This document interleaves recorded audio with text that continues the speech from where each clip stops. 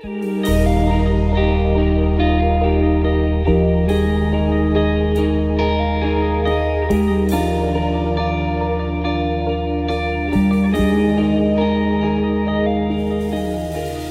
estudo anterior, conhecemos as características da besta que sobe do mar, mas o capítulo 13 ainda menciona uma segunda besta.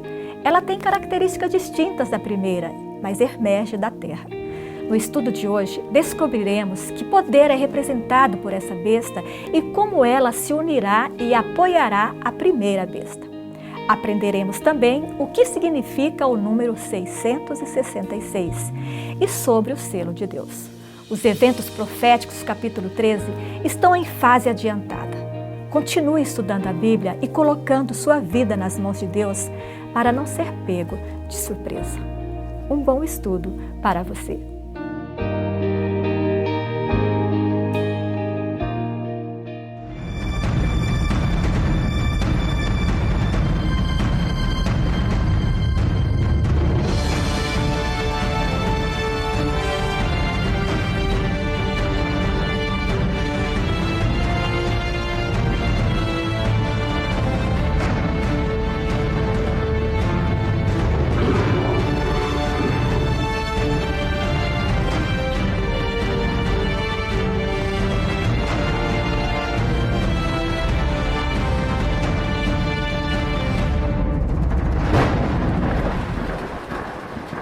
Sejam bem-vindos mais uma vez ao Bíblia Fácil, o seu programa semanal de estudo da Bíblia. Na semana passada, estudamos a respeito da primeira besta de Apocalipse 13, uma besta que surgiu do mar. E o tema de hoje, uma besta que sobe da terra. Tomou sua Bíblia aí? Apocalipse 13. Semana passada estudamos do verso 1 a 10, hoje vamos estudar do 11 a 18. Apocalipse 13, 11 a 18. O tema que essa semana estaremos estudando no Bíblia Fácil, vamos aprender sobre uma besta que sobe da terra. Semana passada, sobe do mar e essa semana, sobe da terra. Chegamos ao nosso 11º estudo de uma série de 18 estudos. Pois bem, amigos, semana passada estudamos Apocalipse 13, 1, uma besta que emerge do mar. E nós identificamos esta besta como sendo Roma em suas duas fases, imperial e papal. Agora no versículo 11, o quadro profético apresenta um outro poder. Diz assim o verso 11, vi ainda outra besta, e ela emerge da onde agora? Da terra. Se a primeira emergiu do mar, e nós vimos lá em Apocalipse 17, 15, que mar significam povos, nações, multidões e línguas, esta agora surge da terra, ou seja, ela vai surgir de um local não densamente povoado, pouco povoado. Esta é a ideia. A terra aqui está em oposição ao mar do primeiro poder. E veja que o Império Romano surgiu do centro da Europa, o mundo mais habitado de então. E esse poder que se levanta da terra, de um local isolado, ele possuía 2 chifres, parecendo cordeiro, mas falava como dragão. Ou seja, pelo simbolismo nós entendemos de que ele tem uma aparência, mas a prática é outra. Ele aparenta uma coisa e na realidade é outra. De quem a profecia está falando? Nós iremos analisar os elementos, mas muitos estudiosos têm chegado à conclusão de que esse segundo poder representa os Estados Unidos da América do Norte. Mas os Estados Unidos estariam aí na profecia? Como nós podemos entender isso? Primeiro, se esse poder surge de um local deserto, não povoado, os Estados Unidos se encaixam perfeitamente nessa profecia. Você se lembra que durante a Idade Média, durante os 1260 anos de supremacia papal, os cristãos foram perseguidos e martirizados na Europa e eles começaram a fugir cada vez mais para o norte da Europa, até que eles chegaram nas praias. E eles então tiveram a decisão, um grupo deles, de fugir do continente europeu. E eles pegaram um barco que chamava-se Speedwell. E eles começaram a aventura, se não me falha a memória, nas praias da Holanda. E eles viajaram até o sul da Inglaterra. Mas esse barco, por ser muito velho, não resistiu. Aí no sul da Inglaterra, eles encontraram um outro barco, chamado Mayflower. E é com esse barco que eles vão cruzar o Oceano Atlântico. Nós chamamos esse grupo de os Pais Peregrinos, liderados por John Robinson, que era o pastor deles. Então, um grupo de cristãos, fugindo da perseguição papal da Europa, atravessa o oceano e um dia eles vão chegar nas praias do continente norte-americano, do que nós chamamos hoje Estados Unidos. E qual foi o dia que eles chegaram aí? Uma quinta-feira do mês de novembro. É por isso que até hoje nos Estados Unidos é um feriado nacional. É o Dia de Ações de Graças. Por quê? Porque eles celebram a chegada dos Pais Peregrinos em 1620. Aonde eles aportaram? Eles aportaram num local chamado Cape Cod. E lá existe uma pedra, e nessa pedra está grafado 1620. É o ano que eles aportaram. Eu visitei esse local e lá tem hoje uma réplica exata do Mayflower, o barco que eles usaram para cruzar o Atlântico. Aí, em Cape Cod, eles chegaram e aportaram nessas praias. E esse grupo de pais peregrinos vão começar as colônias e vão começar a expansão, e daqui a pouco começam as colônias. Eles chegaram a ter 17 colônias e finalmente eles vão conseguir ter a sua independência no ano de 1776, quando a Constituição então foi elaborada. Ou seja, os Estados Unidos, eles foram colonizados de um local deserto, pouco povoado, e eles são a nação protestante, porque eram cristãos que vieram da Europa fugindo das perseguições papais. Por isso os Estados Unidos, eles são a maior nação protestante do mundo. E quando foi elaborada a sua Constituição, ficou bem claro que eles tinham um ideal. E qual era o ideal que eles tinham? Um país sem rei e uma igreja sem papa. Este foi o ideal, era o sonho dos pais peregrinos. Por quê? Porque eles estavam fugindo da opressão europeia. Eles queriam um Estado democrático, onde o Estado e a igreja tivessem separado. De fato, o discurso dos presidentes americanos sempre foram nessa direção. Olha o que, por exemplo, disse Thomas Jefferson. Desde que uma pessoa tenha o direito de escolher sua própria religião sem pagar o preço da discriminação, nenhum teste de religião será requerido como qualificação para qualquer posição pública nos Estados Unidos. Desde cedo, e esse discurso é passado de presidente para presidente, nós não queremos a união da igreja com o Estado. Alguns presidentes diziam assim: eu não governo em nome da igreja e a igreja não legisla em nome do governo. São coisas totalmente separadas. Então, esta questão do poder civil separado do poder religioso, na profecia tem a sua aplicação nos 2 chifres. Lembra que é uma besta que surge da terra, possuía 2 chifres? Esses 2 chifres nós aplicamos ao poder civil e ao poder religioso, claramente separados nos Estados Unidos. Agora, tem a aparência de cordeiro, mas falaria como dragão. Hoje é a aparência de cordeiro, liberdade religiosa, direitos respeitados, mas quando é que esta nação começará a falar como dragão? Vamos ver hoje. Vamos ver no discurso do capítulo 13 como isso vai suceder. Olha para o verso 12.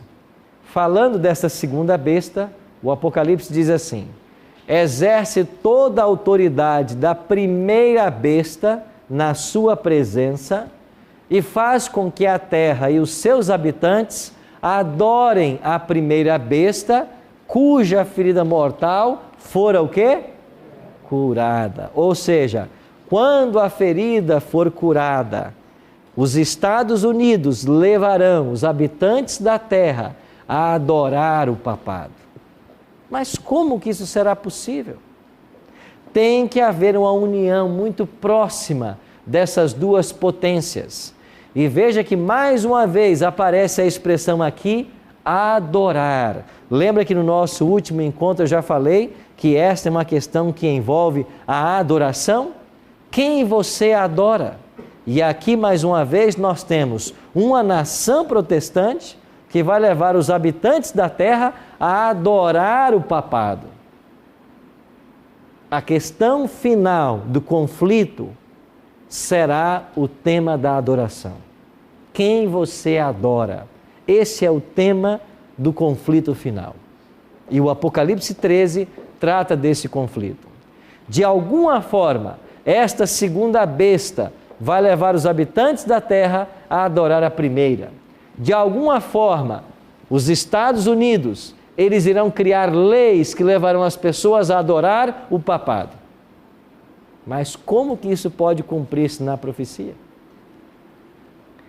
A revista Time, do dia 24 de fevereiro de 1992, trouxe como matéria de capa uma reportagem intitulada A Santa Aliança. A revista Time é uma revista que não é religiosa, é uma revista secular. E na matéria de capa, ela trouxe a matéria, A Santa Aliança. E o que essa revista Time falava nesse momento? Falava do início das relações diplomáticas entre a Casa Branca e o Vaticano. Você sabe que na história do Senado americano, lá por volta do ano de 1950, 51, houve uma tentativa de um senador de estabelecer relações diplomáticas com o Vaticano. Quando essa proposta foi levada para o Senado, lá nos idos de 1950, 51, houve um grande tumulto no Senado americano. Por que criou-se esse tumulto? Nós estabelecemos relações diplomáticas com o poder que oprimiu os nossos pais peregrinos? Por isso fugimos da Europa?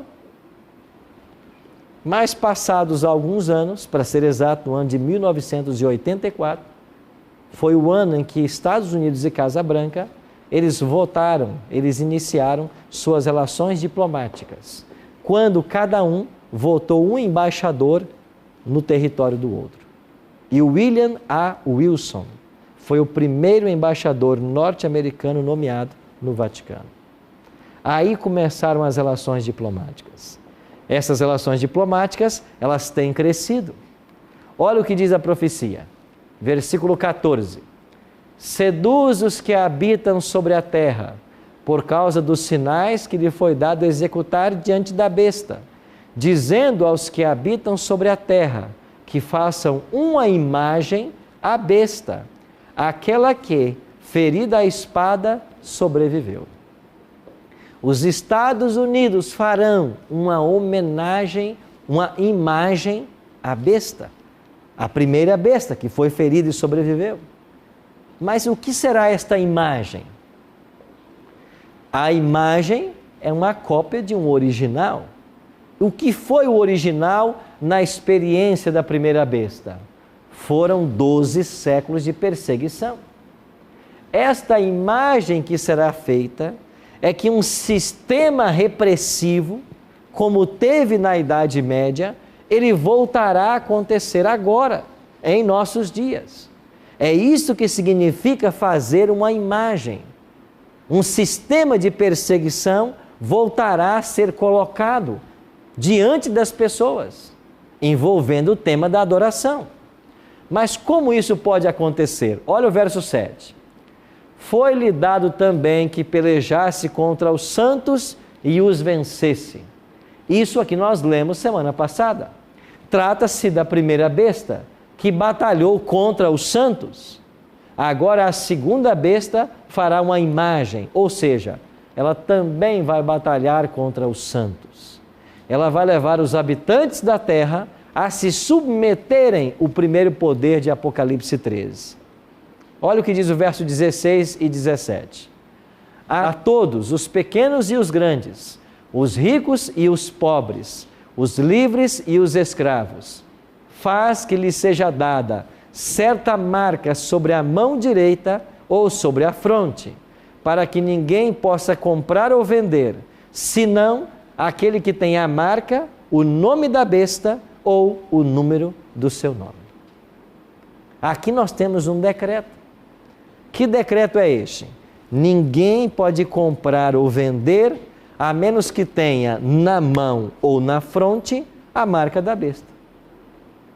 Alguns têm ensinado por aí de que essa marca trata-se de um sinal visível, mas não é isso que a Bíblia está ensinando. Não é sinal visível. A marca da besta não vai ser um número, um nome que vai ser colocado à testa ou na mão das pessoas. Esta é uma forma da Bíblia se expressar.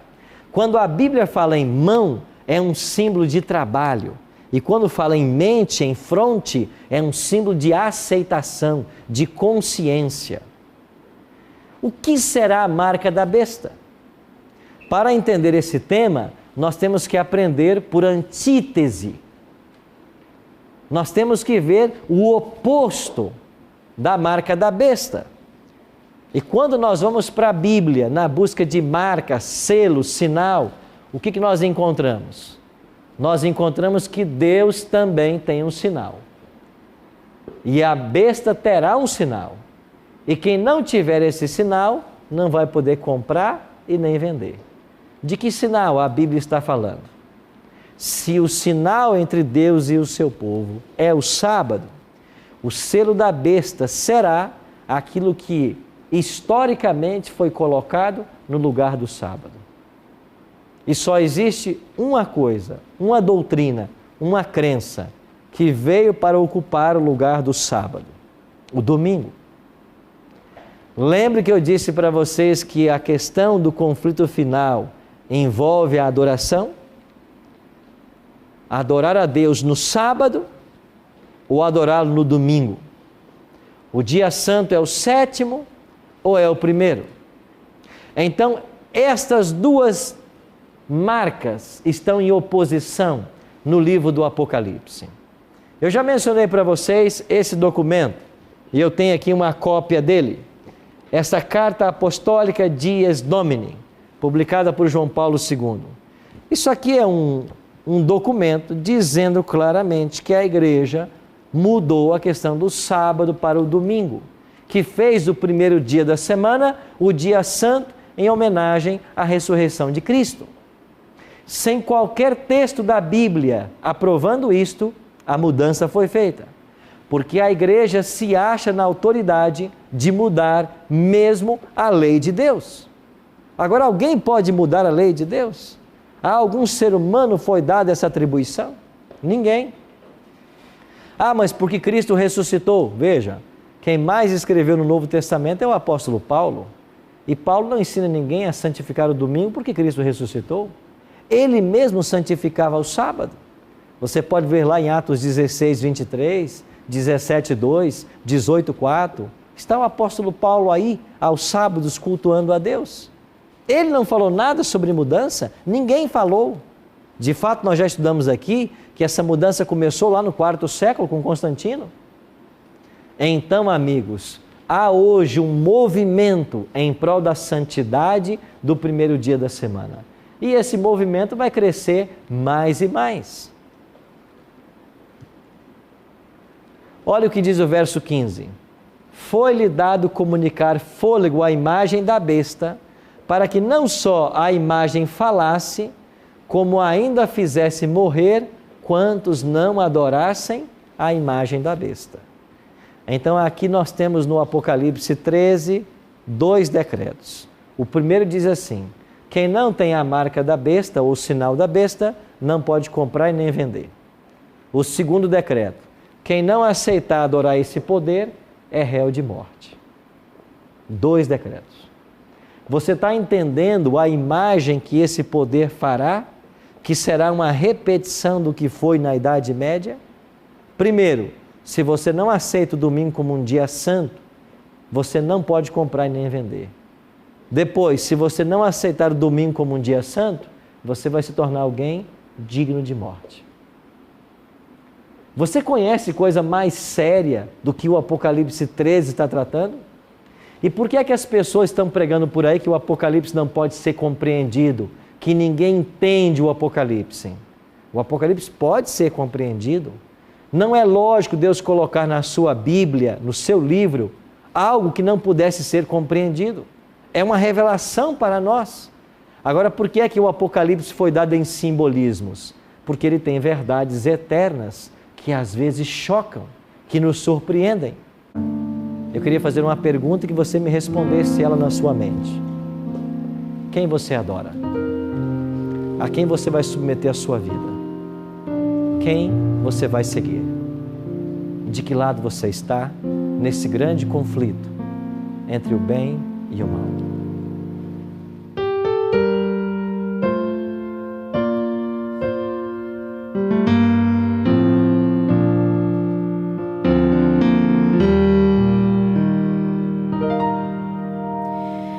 Preciso me entregar, Senhor. Preciso a Ti me entregar. Preciso ouvir Tua voz a me falar.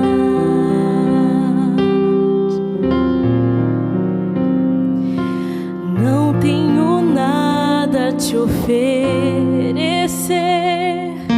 somente um coração impuro e pecador. Mas aqui estou, me aceita, Senhor.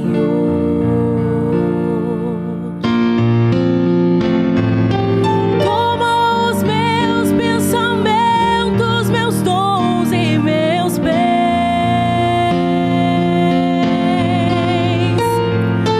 Toma o meu coração e tudo que ele tem.